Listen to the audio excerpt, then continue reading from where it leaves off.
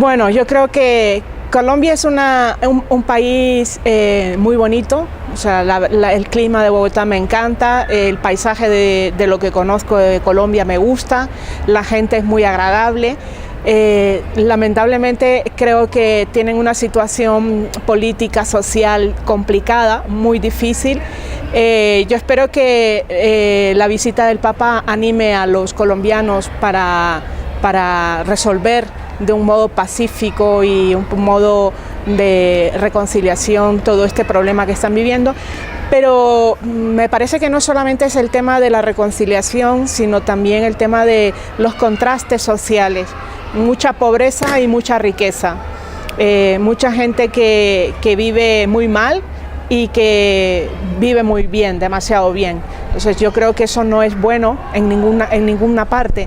Cuando la clase media desaparece, quiere decir que algo no funciona, porque lo normal tendría que ser que la mayoría de la gente fuera de clase media, no en los extremos.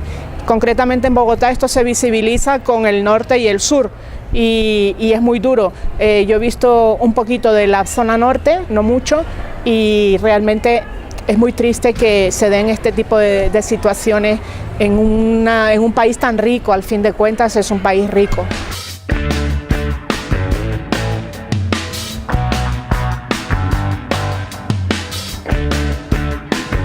Yo creo que es cuestión de ir al Evangelio.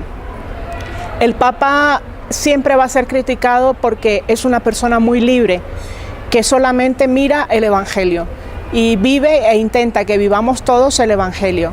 Yo creo que Jesús es muy claro, o sea, Jesús es muy sencillo, incluso revolucionario en el sentido de que dice, si te pegan en una mejilla, pon también la otra. Y dice, amar a los enemigos. Es normal que eso no se entienda cuando no se vive la fe, porque la mayoría de los pueblos latinoamericanos son muy religiosos, pero viven una fe muy popular, no profundizan en lo que es realmente la fe que se ha recibido del Evangelio. Entonces yo creo que eso es importante, que volver a las raíces del Evangelio, hacer una relectura del Evangelio y confrontar la vida con esos mensajes que nos están invitando a una paz, a un perdón, a una solidaridad que no es de este mundo, sino que tiene que ser para construir el reino que es de otro mundo. Mi nombre no sé de dónde sale, porque se lo he preguntado a mis padres muchas veces y yo creo que no se acuerdan o no me lo quieren decir. En internet no lo puedo buscar porque cuando busco en el Google Siskia solo sale mi nombre. Antes, cuando todavía no era tan conocida, también busqué Siskia y no lo encontré. Me dijeron que era náhuatl, no es verdad, ya hablé con unos nahualistas, así que es un misterio, es la búsqueda de mi identidad, ¿no? Bueno, yo crecí en una ciudad, la segunda ciudad más importante de Nicaragua, que se llama León, la ciudad universitaria. Mis padres eran profesionales, trabajaban en la universidad, académicos. Mi padre fue vicerrector académico, cardiólogo, estudió en París. Mi madre, abogado, fue decano de la Facultad de Derecho, fue juez del distrito de lo civil y una gran abogada y notaria muy conocida allá en León. Es una familia sencilla, una familia creyente, sobre todo mi madre, y muy unidos. No sé, tengo 3 hermanas y yo soy la mayor de las 4 y nos llevamos muy bien, tenemos una buenísima relación. Es una familia grande dentro de lo que es la gran familia, ¿no? Porque mi familia éramos 6, pero con mis primos, mis abuelos, mis tíos, pues nos juntábamos y éramos 80. Entonces, bueno, yo creo que tuve mucha suerte, viví muy feliz de mi infancia. Tuve que estar en París cuando mi padre estudiaba allá, 4 años, y luego también vivimos la guerra sandinista. Yo tenía 10 años cuando la guerra sandinista y yo creo que eso fue importante para mí porque me marcó de alguna manera una sensibilidad social que a lo mejor de otro modo no hubiera tenido. ¿Esa vivencia de la guerra sandinista pudo haber influenciado para ser religiosa? No, creo que no. Yo era muy pequeña, tenía 10 años y cuando decidí ser religiosa tenía 18 años, o sea, iba a cumplir 18 años. O sea, no pasó mucho tiempo y no creo que tuviera nada que ver. Más bien influyó mucho el grupo juvenil del colegio, que se llama FOC, influyó también indirectamente pues la religiosidad también de mi madre, que era del camino neocatecumenal. Y bueno, yo creo que sobre todo la llamada de Dios, ¿no? O sea, Dios llama a quien quiere, cuando quiere y como quiere, y a veces incluso sin que nosotros queramos. Hermana, ¿y cómo fue ese llamado? No te sé explicar porque no hubo nada especial, no hubo nada que fuese llamativo, importante, digno de destacar, sino sencillamente dentro de la vida ordinaria, normal, yo sentí que Dios me llamaba a construir el reino con Él, ¿no? Construir el reino con Él, y eso dentro de las religiosas de Pureza María, que son las que yo conocía, que eran las hermanas donde yo vivía.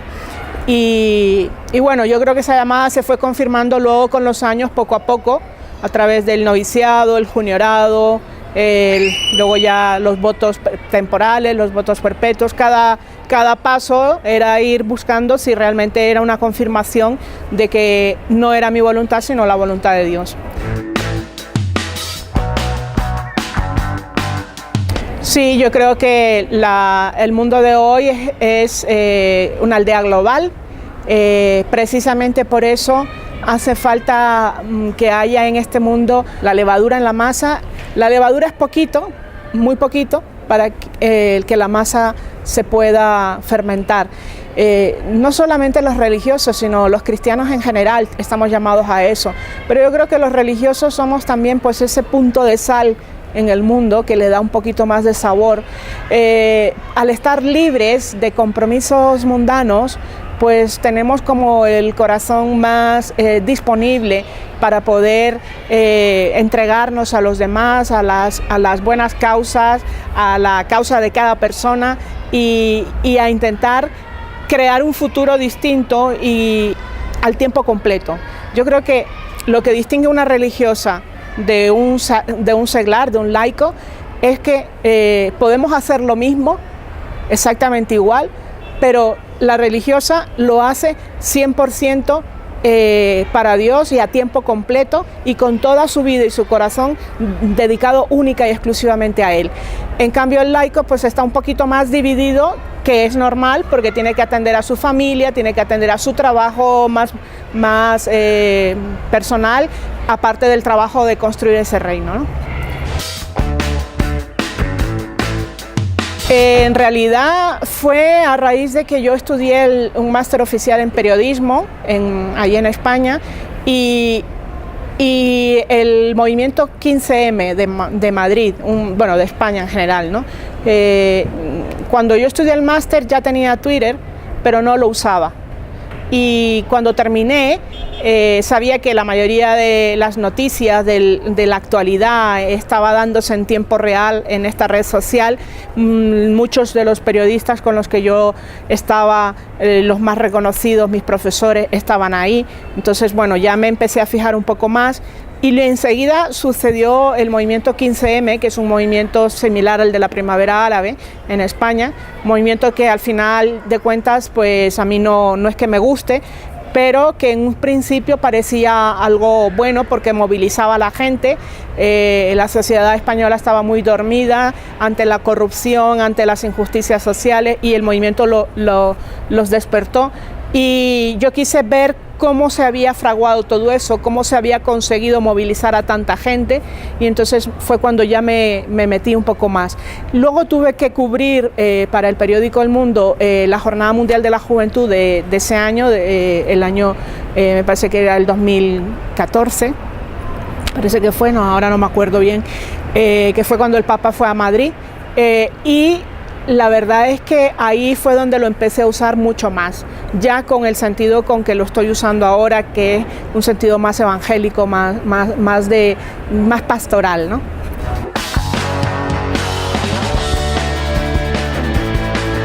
Twitter no es un mundo paralelo, o sea, Twitter es un reflejo de la realidad que estamos viviendo todos. También hay conflictos. Si uno lee los periódicos digitales, verás los comentarios que están llenos de conflictos, llenos de agresión, llenos de violencia. Y ahí donde está la guerra, digamos, para decirlo de algún modo, hay que poner la paz. Y ahí donde hay mal, hay que poner el bien. Entonces yo siempre digo que si estamos ausentes, estamos siendo cómplices del mal.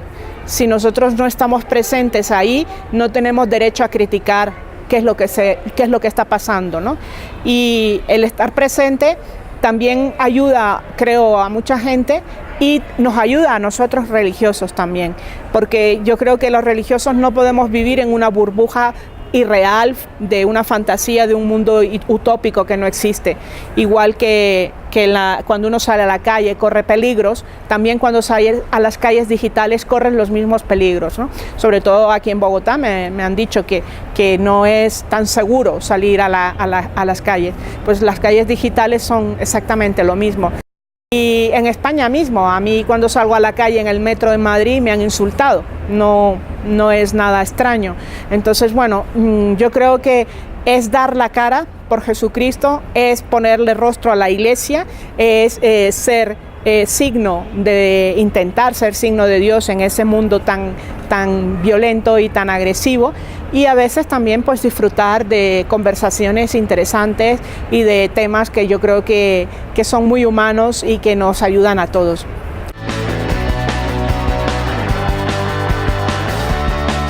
Sobre todo lo que el Papa Francisco llama una gran autorreferencialidad. O sea, yo creo que el error principal que he visto es que se habla solo de lo que ellos hacen, de lo que el movimiento, la iglesia, la parroquia, la congregación hace, pero se informa mucho, pero no se dialoga, no se conversa. O sea, yo veo que hay poca conversación y las pocas conversaciones que hay siempre son religiosas. Y yo creo que no puede ser así. Si uno quiere acercarse a la gente más alejada de Dios, no le puedes entrar hablando de Dios. Tienes que empezar hablando de cosas que nos interesan a ambos. El tema de Dios nos interesa a nosotros, pero a ellos no. Y en cambio hay otros temas más de tipo humano, más de tipo social, que sí que nos preocupan a todos y que pueden ser el inicio de un acercamiento. Luego ya, si Dios quiere, vendrán otras cosas. Pero a mí no me preocupa tanto evangelizar en el sentido de adoctrinar, sino en el sentido de presentar un mensaje atractivo y una vida atractiva, no adoctrinamiento.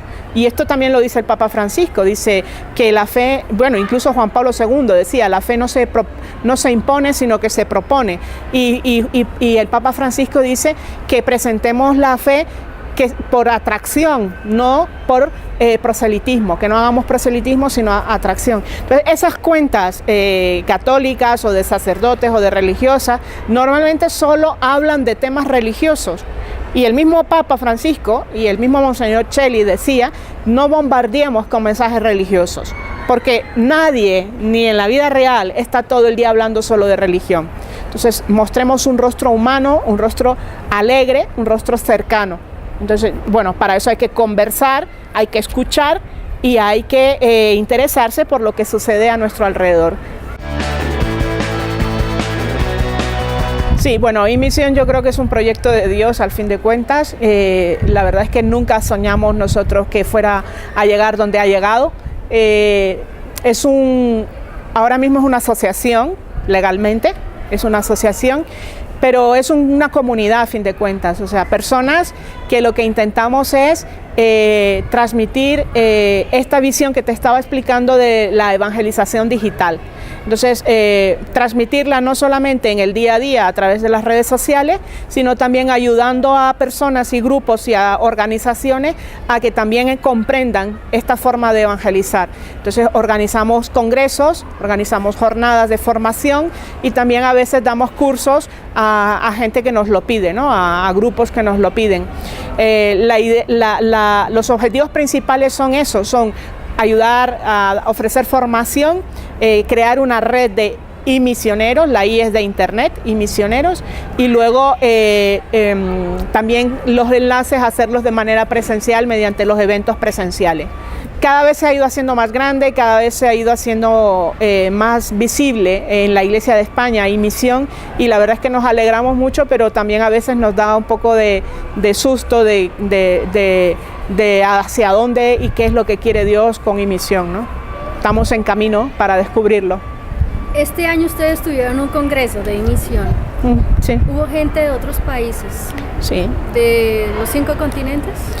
No, de los 5 continentes no, porque de Oriente y de Asia no vinieron. Más bien fue gente de Europa y gente de América, Latinoamérica, y a lo mejor alguien de África también, sí. 3 continentes, sí. ¿Se está planeando de pronto misión en América? Sí, de hecho estamos planeando un congreso en México. Hay un grupo de misión en México que lo que está haciendo es aprendiendo para reproducir lo que es misión de España también aquí en México, y la idea es que se vaya extendiendo también a otros países de Latinoamérica. Sería fantástico que fuera un solo misión Latinoamérica, pero Latinoamérica es muy grande, y para ponerse de acuerdo incluso por los usos horarios y por incluso las necesidades de cada país, lo intentamos al inicio y no resultó, entonces ahora hemos preferido que sea por países. Entonces, bueno, de momento Misión México sí que ya es una realidad, pero ahora falta que se visibilice esa misión de México. Entonces lo vamos a intentar hacer a través de este congreso que nuestros hermanos mexicanos pues están organizando, probablemente este año salga, y nos invitarán a Daniel y a mí, seguramente podremos asistir. Pues el canal de YouTube de Misión se dedica exclusivamente a la formación en evangelización digital. Ahí subimos todas las ponencias, todos los cursos, todos los talleres que se realizan en los congresos, porque la idea es compartir para la gente que no puede asistir, incluso para los que pueden asistir y que quieren volver a revivir lo que ahí tuvieron, ¿no? Yo creo que nunca parar de formarse, sobre todo la formación yo creo que es muy importante. A veces creemos que lo sabemos todo sobre las redes sociales solo porque somos usuarios, y no es verdad. O sea, hay todo un mundo. Las organizaciones tienen que aprender a crear sus propios planes de presencia online, su social media plan, a manejar los bots, a medir los resultados, a intentar hacer lo que las empresas multinacionales y no multinacionales hacen, sus community managers, sus equipos de gestión de redes sociales, ¿no? A nivel de organización. Luego yo creo que hay que abrirse la mente, abrir la mentalidad y ser más auténticos. O sea, yo creo que la autenticidad es fundamental en cualquier red social y es la clave de que te sigan o no te sigan. Si tú lo que estás manifestando se nota que es un poco postureo, dicen en España, no sé aquí con qué palabra lo dirían, o sea, que es falso, que lleva una máscara o filtros, la gente no te va a seguir, no va. Yo creo que tenemos la responsabilidad de ser el rostro visible de Dios para mucha gente en las redes sociales, y eso es imposible si no hay diálogo, si no hay escucha y si no hay pues una salida de nosotros mismos, que no seamos autorreferenciales, sino que hablemos de lo que a la gente realmente le interesa, no de lo que a nosotros nos interesa. Lo importante de evangelizar en digital es que después haya un paso a lo presencial, que puedas ayudar a mucha gente en la reflexión, pero que también motive a la gente a querer encontrarse cara a cara en una comunidad de fe, que es donde se puede vivir los sacramentos. Pero eso es imposible si nosotros solo vamos a hablar y a informar y no a escuchar y no a dialogar y no a interesarnos por el entorno, por lo que está pasando. Yo creo que es el ejemplo muy claro es el Papa Francisco hablando de la Laudato Si, hablando de Amoris Laetitia, hablando de un montón de temas que a la gente sí que les interesa y que a lo mejor a nosotros nos parecen un poco más lejanos a veces, ¿no?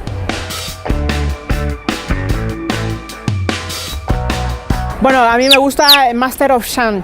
Master of Chant es un grupo de gregoriano moderno, muy interesante. La verdad es que a mí me ayudan mucho a rezar.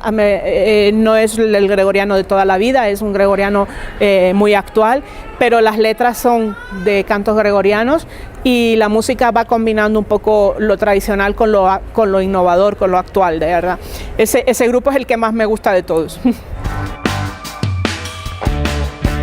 Mi vicio es la fotografía desde todos los puntos. O sea, yo nunca viajo a ningún sitio sin una cámara. De hecho, aquí tengo una cámara y no una, sino a veces hasta 2 y 3, porque, bueno, la cámara del móvil, por supuesto, pero luego una cámara pequeña y luego la GoPro, que es el último vicio que estoy teniendo, ¿no? Me la regalaron y estuve varios meses sin usarla porque no me llamaba la atención. Y cuando he descubierto sus posibilidades, pues he dicho, pues fantástico, porque esto puede ayudar muchísimo a crear esos vídeos que estoy subiendo últimamente, pues también en el canal de Instagram, vídeos cortitos, pero que yo creo que, como te digo, no me gusta que sea todo lo que digo y lo que hago expresamente religioso, sino indirectamente espiritual.